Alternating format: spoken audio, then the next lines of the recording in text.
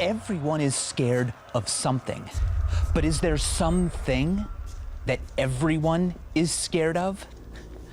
What is the scariest thing possible?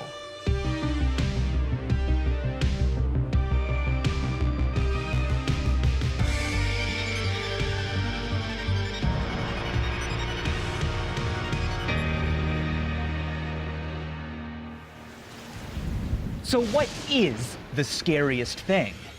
Is it thunder? Shadows? Being burned alive?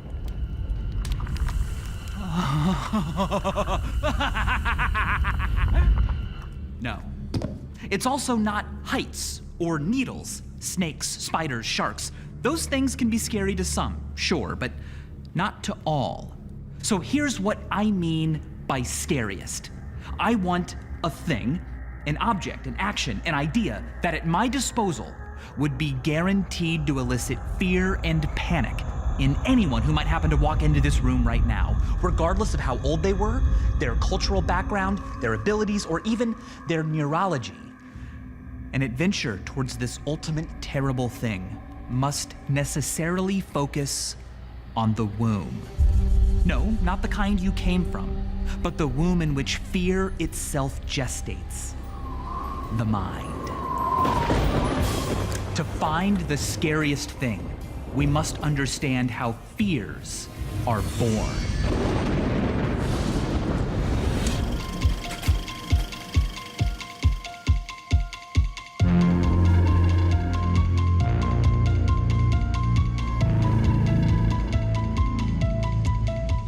Where are we going?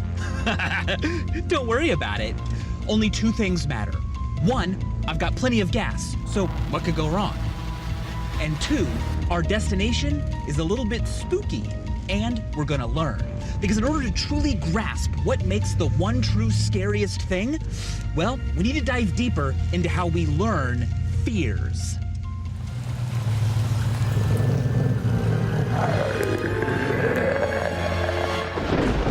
To start out, I commissioned a fear conditioning demonstration on me.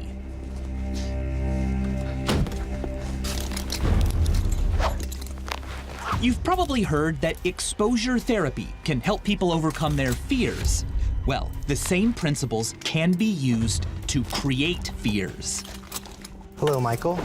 I'm Dr. Tomislav Zborzhnik from Caltech, and today we're going to do some fear conditioning. Do you have any heart conditions or any serious major medical conditions? No. Okay. You've done this to people before. Hundreds of times, And they were yes. all okay? They were all okay. Yeah, everything worked out okay. All right, I'm ready. Okay, perfect. The protocol for fear conditioning involves my being electrically shocked and startled by the sound of a human scream in connection to visuals I see on a screen. Bioelectric sensors monitor my body's physiological reactions. For example, my perspiration, an indirect measure of fear that you can't consciously control. Is this how you run this at Caltech? Yes, this is the exact Exactly the same way. Yeah. Ah, good. Minus the restraints, of course. Oh, but okay. yeah. Everything else is a solid fear conditioning set. As your usual? Yes, absolutely. All right, I'm game. Let's help science. The goal of this procedure is to condition me to be scared of something I've never feared before. A mundane, harmless, geometric shape. Something normal people don't find threatening at all. A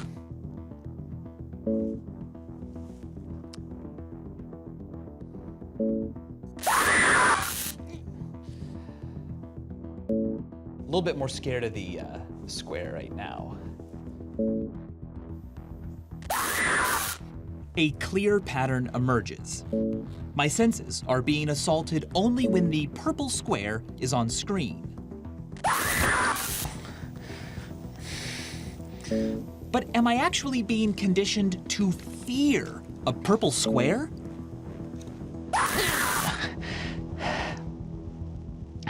All right, Michael, you're all done.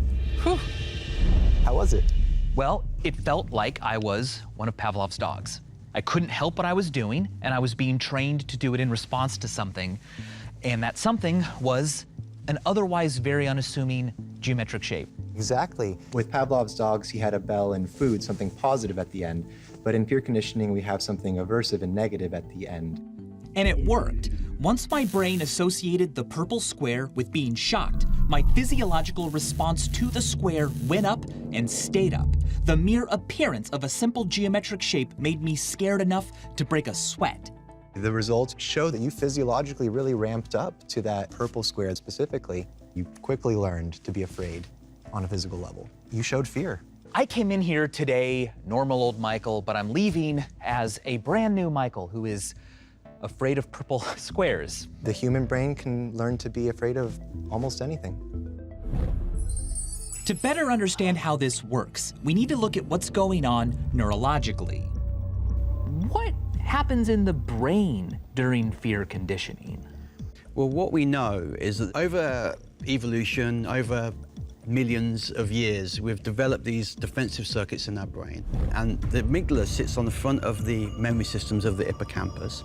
And the amygdala seems to play an important role in determining what the danger is of something in the world. It tells us what we should be remembering, what we should be learning. That is important to survival. Our brain actually has two amygdalae, one in each hemisphere. The function of the amygdalae is at the center of fear research, which covers human behavior ranging from the risk-averse to high-risk takers, like free soloist Alex Honnold. Ancient humans who avoided danger and survived long enough to reproduce became our ancestors. They populated the world with creatures like us, organisms that instinctively avoid and are averse to potentially dangerous sensations. Things like pain and being sick, suffocation, the need to breathe. We don't think those feel good, and you don't have to learn to not like them. Even a newborn is distressed by them, which makes them innate aversions. Fear is the anticipation of these innate aversions. When the purple square was paired with electric shocks, my amygdala quickly made that association and began consciously and unconsciously arousing fear in me whenever I saw it. For this reason, I want us to think of sensations as flies, and our amygdala as a meaty little spider spinning a web of fear.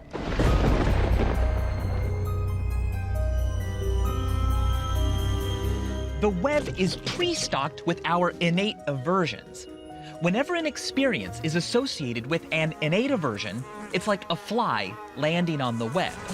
This alerts the amygdala spider, which weaves a powerful connection between that experience and the innate aversion it's associated with. In my case, that innate aversion was pain, which probably isn't the scariest thing for everyone because, well, some people have a high pain tolerance. Others can learn to suppress their fear of pain. And of course, some people enjoy pain. But the point is, now that new experience will stay trapped in your web of fear, a new member of the library of things that scare you. To find the scariest thing, we must wander through the darkest recesses of the web. Everything caught in your web of fear is somehow connected to death. Avoiding it, surviving, is after all what makes fear useful. It's why we are still here today as a species. So, if death is at the very center of all of our webs of fear, does that make death the scariest thing? Well, although many people say death is their #1 fear, not everyone is afraid of it. Many acts of courage require caring more about others than your own life. Some older people say they're ready to die. And what about those who commit suicide? Sadly, for them, something else was scarier than ending their own life. So, death isn't exactly the answer we're looking for. The scariest thing will be something else on all of our webs that is panic-inducing even to those who want to die.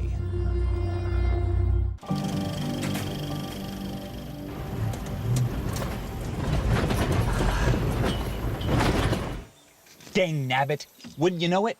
I've run out of gas.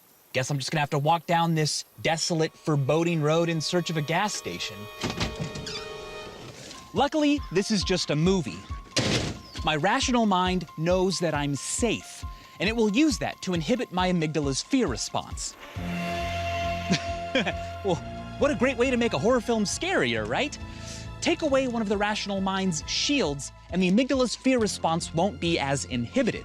What we're about to see really could happen, and perhaps will. Of course, we don't just learn fears from firsthand experiences. Throughout our history, we have used images and words to teach fears to one another, to prepare the next generation for various dangers. These high school boys and girls are having a hop at the local soda fountain, innocent of a new and deadly menace lurking behind closed doors. Marijuana, the burning weed with its roots in hell. Why do humans have to tell stories to share fears from generation to generation and person to person? Language is virtual reality. So when you tell someone a story, you're not just describing, a crocodile, for example. The language in the story has a kind of emotional impact on the listener. So when I tell you some scary story about crocodiles, the amygdala is being activated by the words and the scenarios, allowing the imagination to sort of play with these ideas and scenarios. So you're concocting imagery. So it has a double whammy, and you're getting a very good sense that you should stay away from this kind of thing in the future. As a species, we're very dependent and vulnerable compared to other animals. We don't have sharp teeth and, big claws, and we're not very fast. It takes us years and years to be self-sufficient. So what's happening during those years of development is that we're getting all this information about the environment through stories. And part of that is to know what to be afraid of and what to not be afraid of. Hello! Hey, hello! Ooh, okay, being alone is kind of scary, right? Oh, but you know what? I'm actually not alone. I am always connected. No reception, of course. I mean, what is this, a horror movie? Yes, it is. And you know what? I'm actually getting a little bit scared right now. A new fear, by the way, has developed in just the last few decades. You see, a while ago, no one had a cell phone. No one was ever connected through the internet constantly. But now, many of us, most of us are. And so that's the new normal. And what's abnormal now is not being connected, not having your phone. Psychologists give that fear a name. It's a real thing that's being studied, and it's called nomophobia. Anyway, the point is, the scariest thing possible, what could it be? Well, an important ingredient might be our innate aversion to isolation. Why are we afraid of being alone? Human beings are social animals. We need each other to survive. So if we're alone, it lessens our chances of survival. And there's been a lot of research now that shows that when people isolate socially, it actually leads to things like increased heart problems, increased cancer risk, physical issues, mortality. It is very much directly tied to the sense of survival and avoidance of death. What I find interesting about isolation is I think it helps us capture a lot of tertiary and beyond fears that don't seem to be directly connected to death, but are in a way through isolation. For instance, the fear of public speaking. Yes, well, that taps into your fear of rejection. And when you feel like people don't like you, you feel alone. And so putting yourself out there, having that possible fear of rejection when you're speaking in public and not knowing how people are going to perceive you, that's very scary for a lot of people. Which doesn't necessarily mean that you will directly die. However, it connects to our innate aversion to isolation, which through evolution we have learned is a bad thing that can lead to death. And so we're afraid of it, avoid it. Absolutely. In the very first episode of Mindfield, I spent 72 hours in an isolation chamber. For 3 days, I had no contact with the outside world. I had no clock or window, and the lights never went out. The scariest part, though, wasn't being alone. I could handle that. The worst part was being separated from the natural cycles of the Earth I was so accustomed to. Night and day, time. The disorientation and helplessness caused by that made me distressed and may have been a reason why, while in the room, all of my dreams also took place in the same room. I soon became unable to tell the difference between when I was dreaming and when I was awake. I was terrified, Extreme isolation like that is not normal or healthy, but we all respond differently. There are people who love living by themselves in the middle of nowhere. And with sufficient forewarning of the effects, I think I could have handled it better. So just being all alone probably isn't the scariest thing. So then, what is? Oh, you know what would make this scarier? Perfect.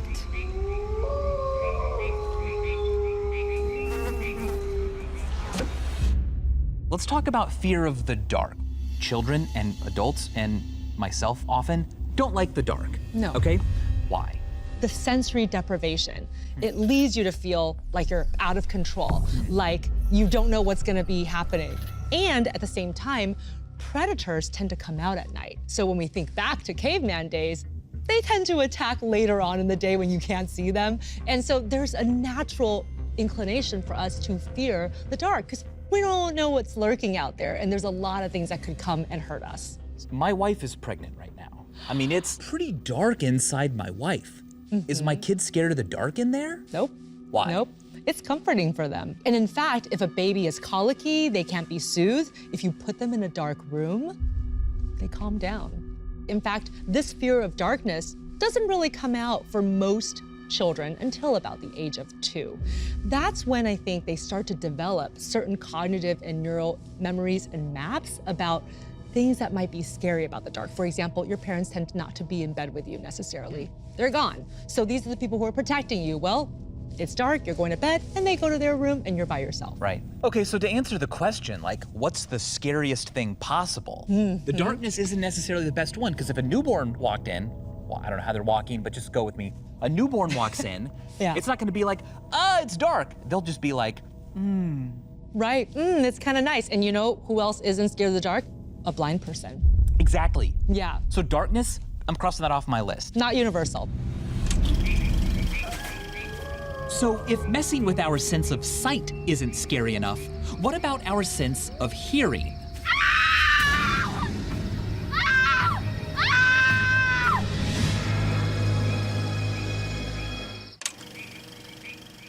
Okay, I'm pretty scared right now, but I could be more scared.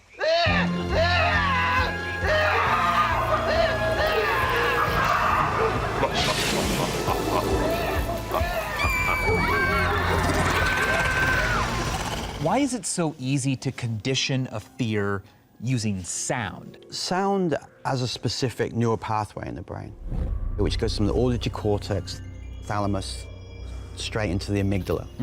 Now, the funny thing about sound is our visual system allows us to see a threat and prepare for it, but sounds don't. The rustle of some leaves, the footsteps in the distance, evokes anxiety. It evokes a situation in which we don't know how to respond because we've not seen the threat yet. We don't know what it is. Much less information. Yes. Sound is a very immediate processing within the brain. So a loud sound creates a startle for anybody immediately. But also some of these eerie sounds that you'll hear, they make the hair on the back of your neck stand up. It's basically hijacking your fear system very directly.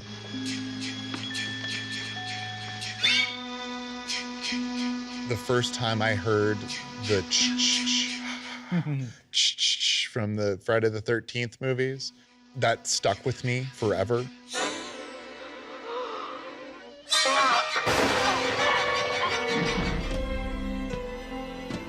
Music tells you how you're supposed to feel.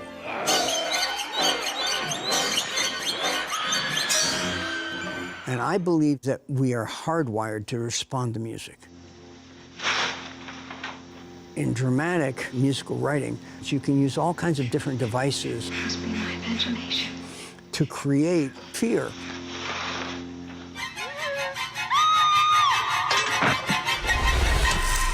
Here I am walking through the woods. And here I am walking through the woods with scary music. But if one note is scary,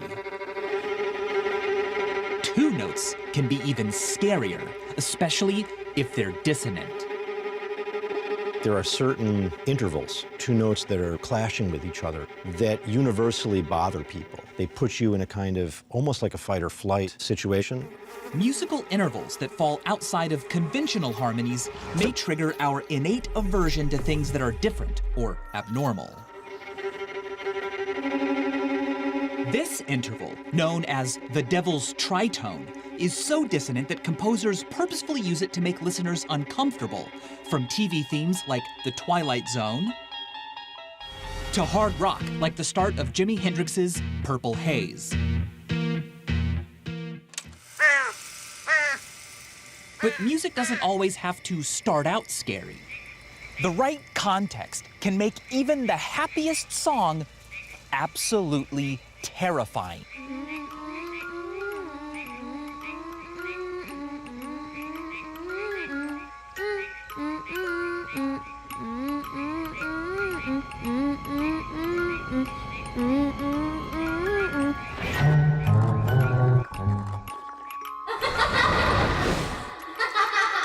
Once a song has been conditioned to elicit fear, the effect can be extremely strong and long-lasting. For example, the theme song from The Exorcist, Tubular Bells. Terrifying, right? Go listen to it, it's scary. But just a few months before the movie came out, it was a chart-topping pop hit that audiences loved because it was lighthearted and fun.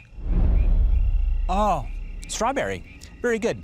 But here's the problem with sound. Not everyone has been conditioned to be afraid of the same sounds or music, and not everyone can hear. What about the deaf? Clearly, the scariest thing possible to everyone will not be a sound. Take a look at these paintings. We have a flirty little clown, an abstract piece, and a landscape. Now, these paintings may seem a little bit strange, but I wouldn't say I'm freaked out by them, and I doubt you would either. But now, let me give you a bit more story, the context behind these items.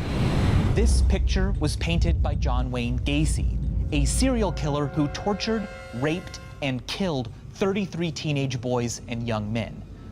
This was painted by Charles Manson, the infamous cult leader who convinced his followers to commit a series of 9 horrific murders in Los Angeles. And this landscape was painted by Adolf Hitler. Your thoughts about these items have probably changed a bit. Psychologists call this phenomenon the law of contagion. It's our tendency to imbue objects with the qualities of the people they're associated with. Now, before and after you heard the story, the items were still made of the same molecules and atoms, but our minds use context to quickly endow them with new powers. Now, these paintings cannot hurt you, but the fact that the context allows your amygdala spider to connect them to other fears and ultimately, through your innate aversions to death, means they take on a whole new meaning. The right story and context can make almost any object, person, or place scary. In fact, let me ask you a question. What is this behind me? You know what? This old camper isn't actually that scary. Nuts. All right. Things are different now, and I'm starting to feel, yep, an automatic process is already happening to my body. My amygdala now associates this trailer with death and danger. What I'm feeling is actually the same thing that happens when you feel frisson. That's when you're greatly moved by something profound. What's happening is that my amygdala is telling my hypothalamus to tell my adrenal glands to start pumping adrenaline into my bloodstream. This makes my erector pili muscles contract, which makes my hairs stand up. Now, if my body were covered in thick fur, like, say, a cat, this would make me look bigger and more threatening. But of course, a long, long time ago, we humans lost a lot of our fur. But we didn't lose this reflex, which makes it a vestigial reflex, something we don't need anymore, but we still have. It is known as the piloerection reflex, or more commonly, goosebumps. Anything that's different or abnormal can be scary.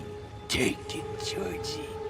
Like Pennywise in It, Oftentimes, the scariest type of predator isn't a human, a creature, or a beast. It's a variation of a human being. A distorted human form that looks, acts, or even moves in a disturbingly unnatural way. Oh my God. One thing many of us are terrified by is a distorted human form. Why? Our brain and our mind is a kind of prediction processor. We're trying to predict what's going to happen next. So when anything comes in and it doesn't match our template, our sense of categories, then we're cognitively and emotionally aroused. So it activates the amygdala, it makes us a little suspicious, or at least puts us on our toes again. We have a genetic predisposition to be averse to, or at least aroused by, that which is outside the ordinary. But when you're fresh out of the womb, you don't know what's normal or what's distorted and scary. Researchers at Princeton and Florida Atlantic University demonstrated this by showing normal faces and creepy, distorted faces to babies. Children that were at least 1 year old avoided looking at the scary faces, which makes sense. But younger children, like those who were only 8 months old, didn't. The hypothesis is that at that age, normal hasn't yet been sufficiently established. A creepy face is just another thing to look at. It only becomes creepy when you've been around long enough to know what's not creepy. So when it comes to finding the one thing that can panic anyone, I'll need to look elsewhere. Because if a newborn baby rolls in here, I won't be able to scare it even with the most vile, scary, unnatural face. Of course, it's not just faces. Distorted natural forms also include bodies, like humans with other animal parts.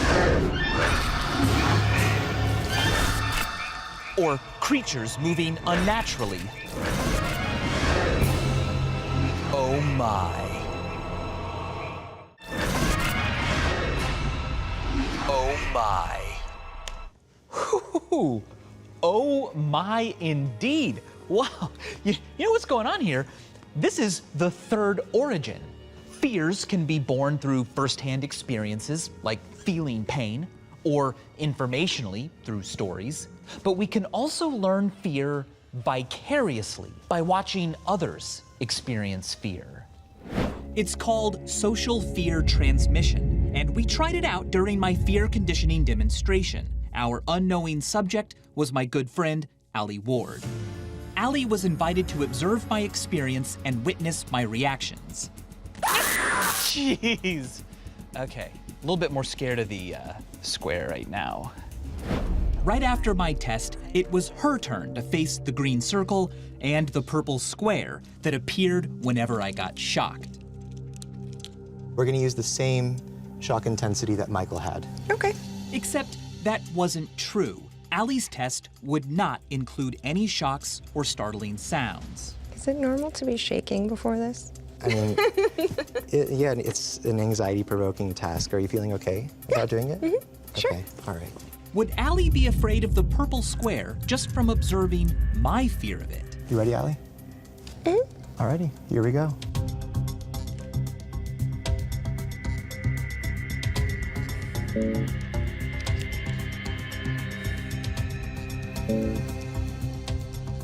I feel like I'm gonna barf. Allie already seemed scared. But is she just afraid in general, or is she more afraid of the purple square? Which shape is making her sweat the most?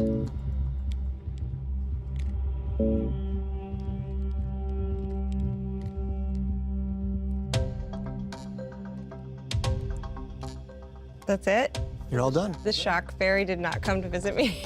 The shock fairy did not come to visit you. So much adrenaline for no pain. My hands are sweating so much that the dye on my pants is like on my hands now. So, which shape scared Allie more? Despite receiving no adverse stimuli, but after observing my fear, she had a higher physiological response to the purple square than the green circle. You were definitely more afraid of that purple square throughout the experiment.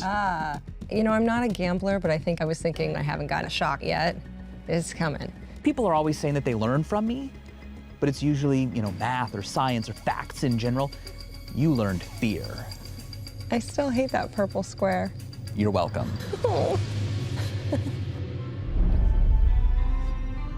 Let's organize what we've learned so far. Fear is a feeling that we learn to have in response to things our amygdala figures we would do best to avoid, because in one way or another, they could lead to our demise. Strands of fear silk have connected them in some way to possible death. Now, from talking with experts, in my estimation, there are 8 unique innate aversions selected to engender panic in us by evolution over millions of years. They come pre-learned in our DNA and include pain, isolation, the unknown or abnormal, disease, sudden movement, suffocation, falling, and incapacitation. These form the inner ring of the web of fear. All our fears, from rats to radiation, are based on connections made by our amygdalae to death through one or more of these innate aversions. When it comes to learned fears, there may be no limit to the number we can acquire. As long as your amygdala keeps spinning its threads, the web can extend forever. But here's what's even cooler. When our learned fears are combined just right, they can be scarier than the sum of their parts. Researchers have found that if you've been conditioned to fear 2 separate stimuli, say a purple square and a green circle, seeing them suddenly together makes you expect a worse outcome than seeing either stimulus individually. Horror filmmakers take advantage of this phenomenon by employing a technique called category jamming, mashing several categories of fears together to create the scariest villains possible. There's people like Freddy Krueger, where you've got many things that indicate death and fear, like, you know, the mottled flesh of the skin, the burn. He's a ghost. His hands are blades of some kind. So you're weaving together a number of very fearful associations that most people have. And his criminal past. Right, all that together, exactly. If you look at sort of the Alien franchise, you'll see that the face hugger that grabs onto your face is a beautiful hybrid of a spider and a snake. Those are 2 things that are universally feared, and so this is a kind of category jamming. It doesn't fit in our categories. The designers have basically put them together, so the fear is amplified tremendously. Another example could be just taking something that ordinarily would never be here and putting it there. If you put snakes on a plane, you've got something most people are afraid of, snakes. You've got flying, which people are afraid of. You've also got strange domain crossing. Why would snakes be on a plane? That doesn't make sense, and that's unsettling in and of itself. So you're weaving together a number of very fearful associations that most people have, and that's uniquely disturbing, I think. So maybe extreme category jamming, combining every innate aversion and conditioned fear, could be the scariest thing. It would certainly be likely to catch anyone in a web of fear. Let's try it out. Now, conveniently, I'm already in a graveyard. So we already have the fear of death, decay, it's dark, I'm alone. Let's add in some scary sounds. A distorted human form, sudden movement, a mortal threat, gore, story and context,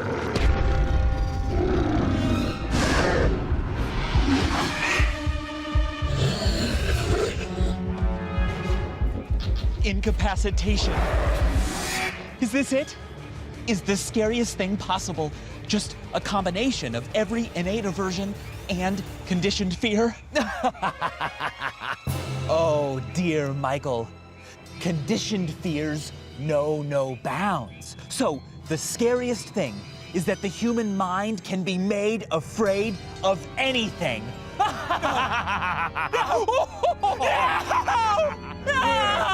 Hey, hold it. Both of you, stop. Just let's take a step back. Category jamming together every possible learned fear and every innate aversion just sounds like a cop-out. I don't like that. I want to be more specific. But this idea that the scariest thing is the fact that the human mind can be made afraid of anything, I don't like that either. I mean, it might be the scariest thing possible, but it also might not. What about people who don't have an amygdala? Meet patient SM. Not the snake, the hands. This is all we are allowed to show you. Her amygdala was destroyed at the age of 10 due to an incredibly rare genetic disorder. And because she doesn't have an amygdala, she cannot learn to register experiences as threats, which puts her life in danger. And that's why we can't reveal her identity. Patient SM's feelings, the feeling states, the subjective states seem to be absent in patient SM. For example, when she was walking through a park one night, a guy came up to her and put a knife to her throat saying, "Give me your money." And she just kind of ignored them and said, "Well, if you cut me, I'll chase you down and kill you," or something like that. It was just all rational. Yeah. And she apparently kind of knows that this isn't right, but she reacts in a different way. Researchers have even purposefully exposed her to classically scary things like spiders and snakes and haunted houses and horror films, and she has exhibited no fear response to any of them whatsoever. For a long time, scientists considered SM living proof that without an amygdala, we are unable to feel fear. But then, one experiment changed everything. Scientists have known for decades that a lack of oxygen will make you feel dizzy and maybe even euphoric before you pass out. But elevated levels of carbon dioxide in the blood induce fear, anxiety, and panic. Patient SM volunteered to inhale concentrated CO2. Her brain interpreted the elevated levels of CO2 in her blood as proof that she was suffocating, a process we are innately averse to. As usual, the researchers expected SM to feel no fear, but for the first time in her adult life, she felt sheer and utter panic. The great thing about that study on SM is really it was the first time that we showed that these emotional responses can occur without an amygdala. Over the course of the next year, the scientists tracked down 2 rare patients in Germany who also had non-functioning amygdalae and gave them the same CO2 inhalation test. They had the same panic response. Researchers believe that the fight or flight responses they observed in these amygdala-damaged patients were induced by CO2 sensing neurons in evolutionarily older regions of the brain, like the midbrain or even the brain stem, which control more primal physiological functions. And so, if I want to terrify even the neurologically unscarable, I need our body's internal fear response to elevated carbon dioxide levels in the blood. But the story doesn't end there. SM's researchers later discovered something even weirder. When a control group of people with functioning amygdalae inhaled CO2, they showed a lower fear reaction than patient SM. Why?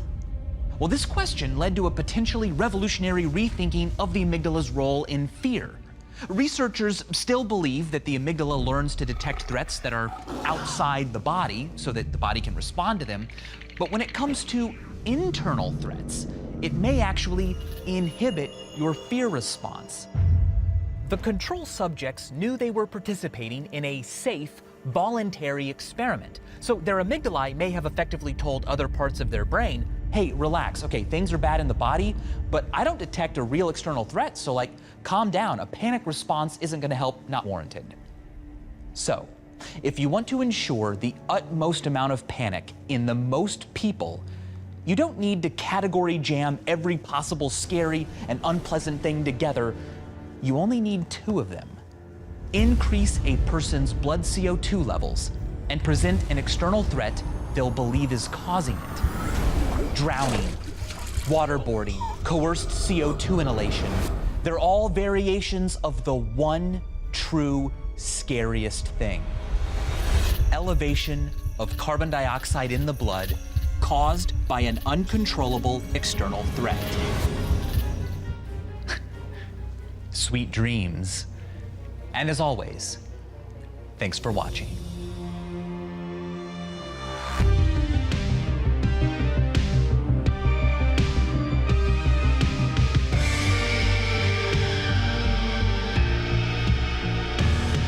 Every single episode of Mindfield ever made is free to view right now on YouTube. Click here to watch the latest season of Mindfield, and click down here to watch other fantastic YouTube originals all about learning. And as always, thanks for watching.